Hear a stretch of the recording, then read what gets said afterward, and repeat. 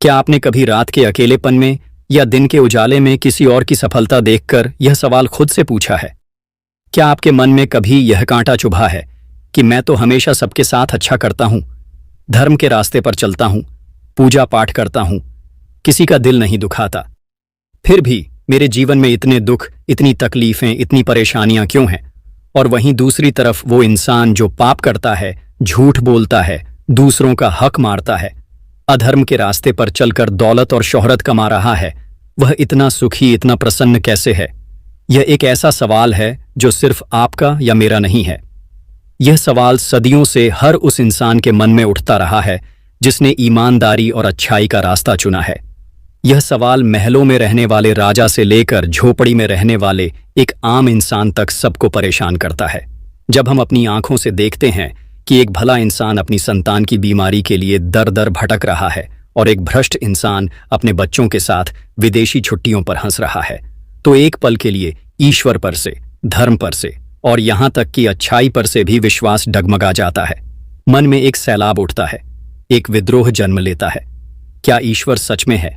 और अगर है तो क्या वह अंधा है? क्या उसे मेरे आंसू और पापी की हंसी दिखाई नहीं देती? अगर आपके मन में भी यह सवाल तूफान मचा रहे हैं, अगर आप भी इस दुनिया की सबसे बड़ी पहेली का जवाब ढूंढते ढूंढते थक गए हैं, तो आज इस वीडियो को अंत तक जरूर देखिएगा, क्योंकि आज हम किसी किताबी ज्ञान की बात नहीं करेंगे, बल्कि हिंदू धर्म के उन गहरे रहस्यों में उतरेंगे जो इस कड़वे सच के ऊपर से पर्दा उठाते हैं। आज हम जानेंगे कि यह जो कुछ भी हो रहा है वह कोई सहयोग नहीं है, बल्कि एक ऐसे ब्रह्मांडीय विधान, एक ऐसे कॉस्मिक नियम का हिस्सा है जिसे समझ लेने के बाद आपके पैरों तले जमीन खिसक जाएगी, लेकिन आपके मन को वह शांति मिलेगी जिसकी आपको हमेशा से तलाश थी।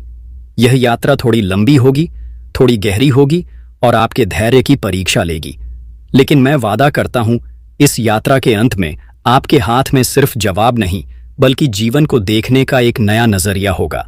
तो चलिए अपने मन के सारे दरवाजे खोलकर इस रहस्यमयी यात्रा पर निकलते हैं। सबसे पहले हमें इस बात को समझना होगा कि हमारी दृष्टि, हमारी समझ बहुत सीमित है। हम जो कुछ भी देखते हैं वह इस जीवन की छोटी सी खिड़की से देखते हैं। हमारी चेतना की शुरुआत हमारे जन्म से होती है और हमारी यादें इसी जीवन तक सीमित हैं। हम एक इंसान को देखते हैं जो 50 साल का है और हम इसके सिर्फ इन्हीं 50 सालों के कर्मों का हिसाब किताब लगाने लगते हैं। हम कहते हैं, देखो, इसने इन 50 सालों में कोई पाप नहीं किया, फिर भी यह दुखी है। और दूसरे के लिए कहते हैं, इसने इन 50 सालों में बहुत पाप किए, फिर भी यह सुखी है। यहीं पर हमारी सबसे बड़ी भूल होती है। हम एक विशाल अनंत काल तक चलने वाली फिल्म का सिर्फ एक छोटा सा सीन देखकर पूरी कहानी का अंदाजा लगाने की कोशिश कर रहे हैं। हिंदू धर्म हमें बताता है कि यह जीवन ना तो शुरुआत है और ना ही अंत। यह आत्मा की अनंत यात्रा की एक छोटी सी कड़ी मात्र है। हमारी आत्मा यानी हम अनगिनत जन्मों से यात्रा कर रहे हैं। कभी हम किसी योनि में थे, कभी किसी और में, कभी हम राजा थे, कभी रंक, कभी हम पुरुष थे, कभी स्त्री, और हर जन्म में हमने कुछ कर्म किए हैं, अच्छे भी और बुरे भी। अब यहीं से कर्म का वह रहस्यमयी खेल शुरू होता है जो हमारी बुद्धि के परे है। कर्म का सिद्धांत सिर्फ इतना नहीं है कि जैसा करोगे वैसा भरोगे। यह बहुत गहरा और जटिल है। इसे समझने के लिए हमें कर्म के 3 प्रकारों को समझना होगा, और यहीं पर आपके सारे सवालों का जवाब छिपा है। पहला कर्म है संचित कर्म। इसे एक विशाल अनंत गोदाम की तरह समझिए। इस गोदाम में आपके हजारों लाखों जन्मों के हर छोटे बड़े कर्म का लेखा जोखा इकट्ठा है। आपने किसी जन्म में किसी की मदद की, वो पुण्य कर्म वहां जमा हो गया। आपने किसी दूसरे जन्म में किसी को धोखा दिया, वह पाप कर्म भी वहां जमा हो गया। यह एक ऐसा कॉस्मिक बैंक अकाउंट है जिसमें आपके हर विचार, हर शब्द और हर क्रिया का डेबिट और क्रेडिट होता रहता है। यह संचित कर्म का भंडार इतना विशाल है, इतना विशाल कि हम उसकी कल्पना भी नहीं कर सकते। दूसरा कर्म है प्रारब्ध कर्म। अब यहां से रहस्य और गहरा होता है। आपके उस विशाल गोदाम यानी संचित कर्म में से कर्म का एक छोटा सा हिस्सा इस जन्म में फल देने के लिए चुना जाता है। इसे ही प्रारब्ध कहते हैं। प्रारब्ध वह कर्म है जो पक चुका है और जिसका फल आपको इसी जन्म में भोगना ही पड़ेगा, चाहे आप कुछ भी कर लें। इसे एक तीर की तरह समझिए जो धनुष से निकल चुका है। अब उस तीर को रास्ते में रोका नहीं जा सकता, वह अपने लक्ष्य को भेदेगा ही। आपका यह जीवन, आपका शरीर, आपके माता पिता, आपका परिवार, आपकी परिस्थितियां, यह सब आपके प्रारब्ध कर्म का ही नतीजा है। और तीसरा कर्म है क्रियमाण कर्म। यह वह कर्म है जो आप अभी इस पल में इस जीवन में कर रहे हैं। आपके पास यह स्वतंत्रता है कि आप अच्छा कर्म करें या बुरा। आपके यह क्रियामाण कर्म आपके संचित कर्म के गोदाम में जाकर जमा होते रहते हैं और भविष्य में किसी जन्म में प्रारब्ध बनकर आपके सामने आएंगे। अब चलिए अपनी उस मूल पहेली पर वापस लौटते हैं। वह अच्छा इंसान दुखी क्यों है? संभव है और हिंदू धर्म के अनुसार यह निश्चित है कि वह भला इंसान जो इस जन्म में पूजा पाठ कर रहा है, ईमानदारी से जी रहा है, वह अपने किसी पिछले जन्म के बुरे प्रारब्ध कर्म का फल भोग रहा है। हो सकता है पिछले किसी जन्म में उसने किसी को बहुत सताया हो, किसी का धन हड़पा हो, और उस बुरे कर्म का फल अब प्रारब्ध बनकर इस जन्म में उसके सामने दुख और गरीबी के रूप में खड़ा है। उसका तीर पिछले जन्म में ही छूट चुका था, जो इस जन्म में आकर उसे लग रहा है। और इस जन्म में वह जो अच्छाई कर रहा है, जो धर्म का पालन कर रहा है, वह उसके क्रियमाण कर्म है। यह कर्म व्यर्थ नहीं जा रहे, यह उसके संचित कर्म के खाते में पुण्य बनकर जमा हो रहे हैं। इसका फल उसे तुरंत शायद ना दिखे, लेकिन यह जमा पूंजी उसके भविष्य को सुरक्षित कर रही है। हो सकता है अगले ही जन्म में या इसी जीवन के अंतिम पड़ाव में यह एक सुखद प्रारब्ध बनकर उसके सामने आए। तो उस भले इंसान का दुख उसकी अच्छाई की वजह से नहीं है, उसका दुख उसके अतीत के कर्मों का नतीजा है, और उसकी आज की अच्छाई उसके सुखद भविष्य का निर्माण कर रही है। अब उस पापी व्यक्ति का रहस्य समझिए जो सुखी दिख रहा है। वह व्यक्ति जो इस जन्म में पाप कर रहा है, अधर्म के रास्ते पर है। वह दरअसल अपने किसी पिछले जन्म के प्रारब्ध कर्म का फल भोग रहा है। हो सकता है पिछले जन्म में उसने कोई बहुत बड़ा पुण्य किया हो, कोई यज्ञ किया हो, किसी संत की सेवा की हो या हजारों लोगों की मदद की हो। उस पुण्य का फल अब प्रारब्ध बनकर इस जन्म में उसे धन, दौलत, सफलता और सुख सुविधाओं के रूप में मिल रहा है। वह बस अपने पिछले जन्म के पुण्य की फिक्स डिपॉजिट को तोड़कर खर्च कर रहा है। उसकी सफलता उसके इस जन्म के पापों की वजह से नहीं है, बल्कि पिछले जन्म के पुण्यों का नतीजा है। और इस जन्म में वह जो पाप कर रहा है, जो अधर्म कर रहा है, वह उसके क्रियमाण कर्म है। वह अपने भविष्य की पूंजी को खर्च तो कर रहा है, लेकिन साथ ही साथ अपने संचित कर्म के खाते में भयंकर पाप भी जमा कर रहा है।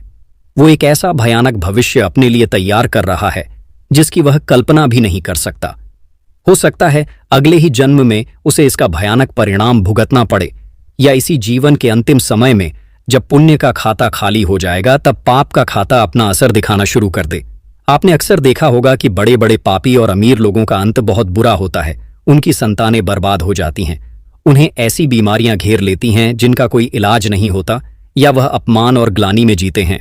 ऐसा इसलिए होता है क्योंकि उनके पुण्य का प्रारब्ध समाप्त हो चुका होता है और पाप का प्रारब्ध अपना असर दिखाना शुरू कर देता है। तो पापी का सुख उसके पाप का इनाम नहीं, बल्कि उसके अतीत के पुण्य का फल है, और उसका आज का पाप उसके भयानक भविष्य की नींव रख रहा है। इस पूरे ब्रह्मांडीय विधान को एक किसान के उदाहरण से समझिए। एक किसान है जो इस साल अपने खेत में आम के पेड़ लगा रहा है, बहुत मेहनत कर रहा है, लेकिन उसके खेत में जगह जगह कांटे उग रहे हैं और उसे चुभ रहे हैं, उसे तकलीफ दे रहे हैं। वह परेशान है कि मैं तो आम लगा रहा हूं, फिर यह कांटे कहां से आ रहे हैं। असल में यह उसने पिछले साल बोए थे। पिछले साल उसने बबूल का बीज बोया था, जिसका फल अब उसे कांटों के रूप में मिल रहा है। और आज वह जो आम के पेड़ लगा रहा है, उसकी मेहनत व्यर्थ नहीं जाएगी। आने वाले सालों में उसे मीठे आम खाने को मिलेंगे। ये भला इंसान वही किसान है। वहीं एक दूसरा किसान है जो अपने खेत में बड़े आराम से बैठकर मीठे आम खा रहा है, लेकिन साथ ही साथ वह आलस में या द्वेष में पूरे खेत में बबूल और जहरीले पौधों के बीज बोता जा रहा है। बाहर से देखने वाले को लग रहा है कि यह कितना सुखी है, आराम से आम खा रहा है, लेकिन वो जो आम खा रहा है वो उसने पिछले साल लगाए थे। और आज वह जो जहरीले बीज बो रहा है, उसका भयानक परिणाम उसे भविष्य में भुगतना ही पड़ेगा, जब उसके पूरे खेत में सिर्फ कांटे और जहर होगा। यह पापी इंसान वही दूसरा किसान है। इस रहस्य को समझ लेने के बाद हमारे मन में एक और गहरा सवाल उठता है, क्या सुख का मतलब सिर्फ पैसा, गाड़ी और बंगला है, और क्या दुख का मतलब सिर्फ गरीबी और बीमारी है? यहीं पर हमें सुख और दुख की परिभाषा को फिर से समझना होगा। हिंदू धर्म हमें सिखाता है कि जिसे हम सुख समझते हैं वह असल में सुख नहीं सुविधा है, और जिसे हम दुख समझते हैं वह असल में कष्ट है। सच्चा सुख और सच्चा दुख बाहरी नहीं आंतरिक होता है। अब उस पापी व्यक्ति के जीवन में झांक कर देखिए जिसे हम सुखी समझ रहे हैं। हाँ, उसके पास पैसा है, ताकत है, नौकर चाकर हैं, लेकिन क्या उसके मन में शांति है? वो इंसान जिसने हजारों का हक मारकर अपना साम्राज्य खड़ा किया है, क्या वह रात को चैन की नींद सो पाता है? उसे हमेशा डर लगा रहता है। पुलिस का डर, दुश्मनों का डर, अपनी दौलत छीन जाने का डर। उसे अपने बच्चों पर भरोसा नहीं होता कि कहीं वह उसकी संपत्ति के लिए उसे मार ना डालें। उसकी हंसी खोखली होती है। उसकी पार्टियां सिर्फ एक दिखावा होती हैं। वह बाहर से सुखी दिखता है, पर अंदर ही अंदर ग्लानि, भय और अशांति की आग में जल रहा होता है। यह सुख नहीं, यह एक मृग तृष्णा है, एक धोखा है। इसे भौतिक सुख या प्रेयर्स कहते हैं, जो क्षणिक होता है और अंत में दुख ही देता है। अब उस भले इंसान के जीवन को देखिए जिसे हम दुखी कह रहे हैं।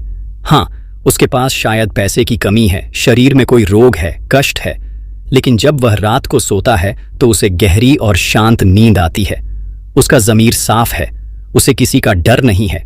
उसके चेहरे पर गरीबी की लकीरें हो सकती हैं, पर उसकी आंखों में एक अजीब सी शांति और संतोष का भाव होता है। उसके बच्चे शायद अच्छे स्कूलों में ना पढ़ते हों, पर वो उनसे निस्वार्थ प्रेम करता है और उसे भी वैसा ही प्रेम मिलता है। उसका दुख बाहरी है, शारीरिक है, लेकिन उसकी आत्मा शांत है। वह जिस अवस्था में है उसे आत्मिक शांति या श्रेयस कहते हैं, जो कठिनाइयों के बीच भी इंसान को मजबूत और स्थिर बनाए रखती है।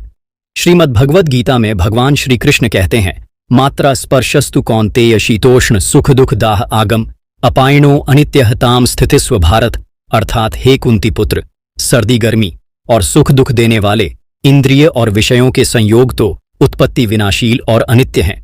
इसीलिए हे भारत, तू उनको सहन कर। भगवान हमें यही समझा रहे हैं कि यह बाहरी सुख और दुख तो मौसम की तरह है, आते जाते रहते हैं।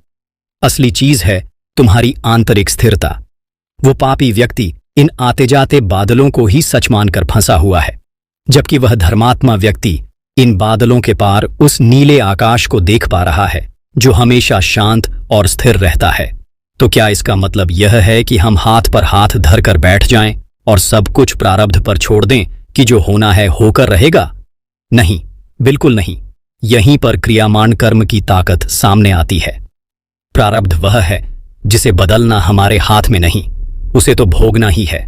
लेकिन उस प्रारब्ध को भोगते हुए हमारी प्रतिक्रिया क्या होती है, यहीं से हमारा भविष्य तय होता है।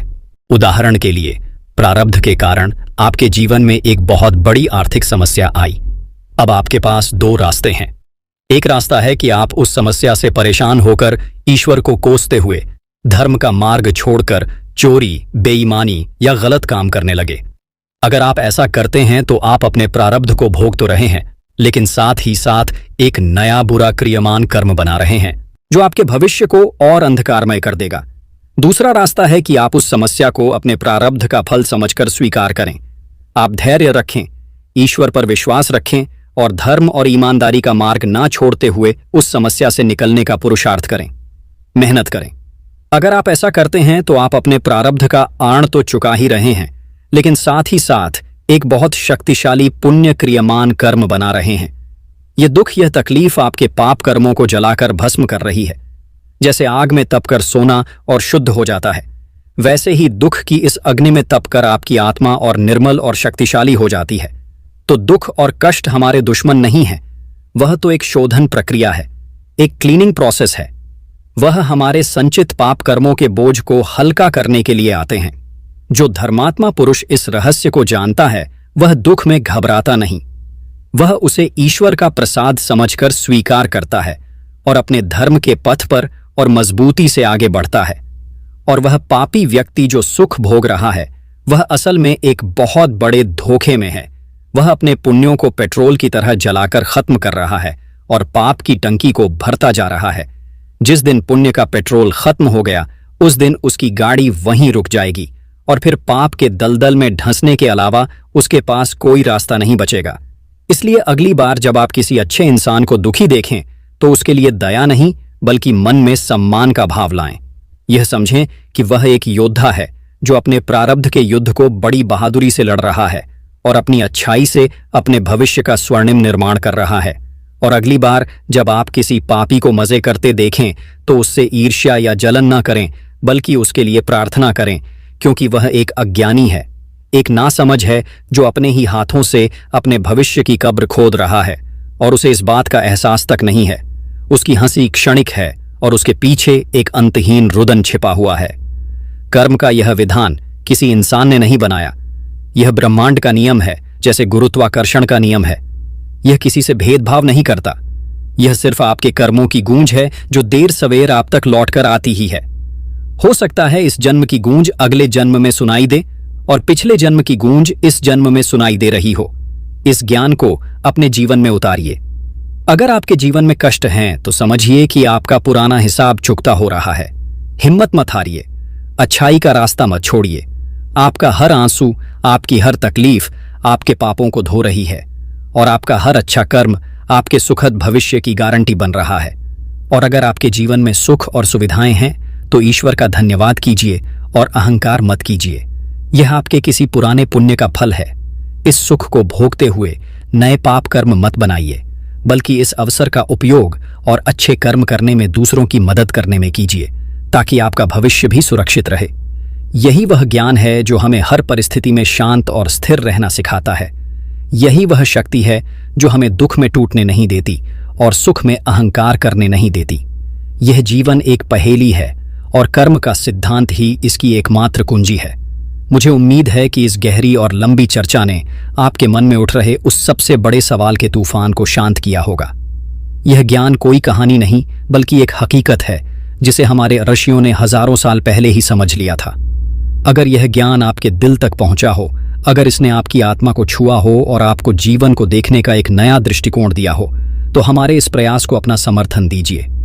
हमारे चैनल ज्ञान पावर को सब्सक्राइब जरूर करें ताकि हम आप तक ऐसा ही गहरा और जीवन को बदलने वाला ज्ञान पहुंचाते रहें।